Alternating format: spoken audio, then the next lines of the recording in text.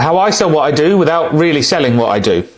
So I build customer automation systems. They are journeys, customer journeys from point A to point B, automated WhatsApps, automated emails, that customer journey that you want people to go on, whether it is from the initial touch point, as a follow-up, as a post-sale, retention, feedback, user-generated content, data collection, whatever that looks like.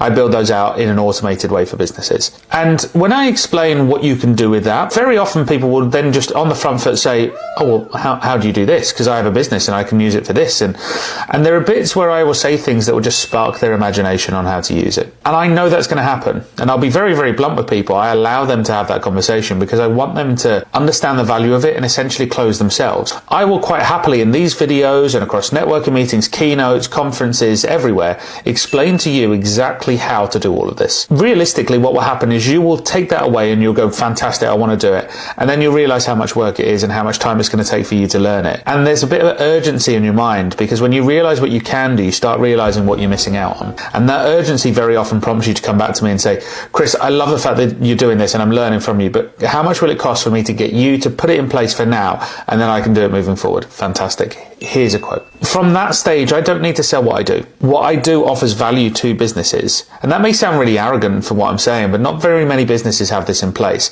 They try and do it internally and not necessarily doing a bad job, but it can be a lot more robust. And ultimately, when we're looking at situations like conversion rates in companies, increasing a conversion rate is actually a lot easier than generating 10 times more leads to try and get the same amount of conversions. You also don't want to waste those leads because people have a first impression. If their first impression is bad, they'll struggle to go back to you. As ever, if you've got any questions on what you can automate, how you automate it, leave them in the comments. And if you want any advice on how to do this, then follow us for more.